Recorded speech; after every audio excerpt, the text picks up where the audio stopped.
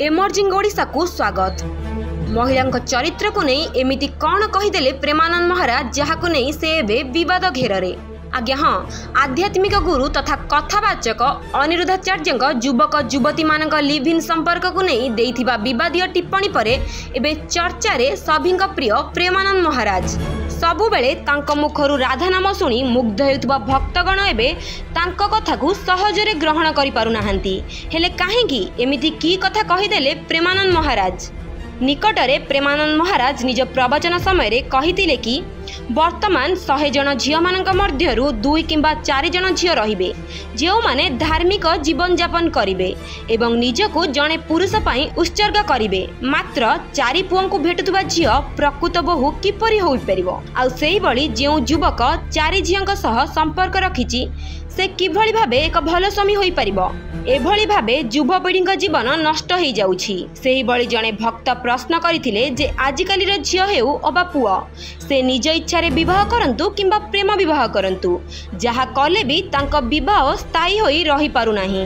तार उत्तर रे प्रेमानंद महाराज कहिथिले जे किभଳି आजिर विवाहित जोड़ी एक होई रहिबे कारण आजिर दिन रे पुओ किंबा झील मानकर चरित्र कदापि पवित्र नुहे।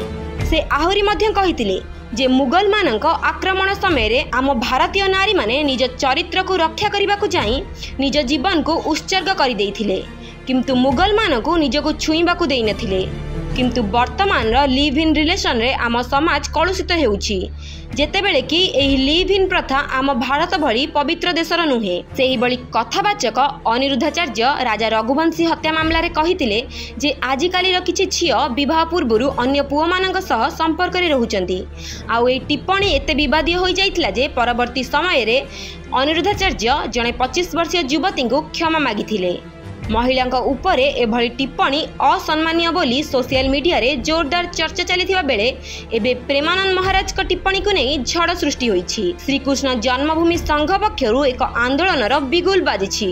संथ गुरु मानक मुहारे एभली नारी विरोधी कथा शोभनीय नुह बोली जनसाधारण रे खूब चर्चा चली। तेबे एने प्रेमानंद महाराज को किछि भक्त कहिचंती जे प्रेमानंद महाराज जे निजे श्री राधारानी को भक्त से नारी विरुद्ध रे एमिति किछि कहि पारिबे नाही तांको कथार अजथा अनर्थ बाहर करा जाउछि। तेबे आपण माने ही कहंतु जे प्रेमानंद महाराज कोन भूल कहिचंती। एभली खबर आगकु सुनिबा पई आम चैनल को लाइक शेयर सब्सक्राइब करंतु।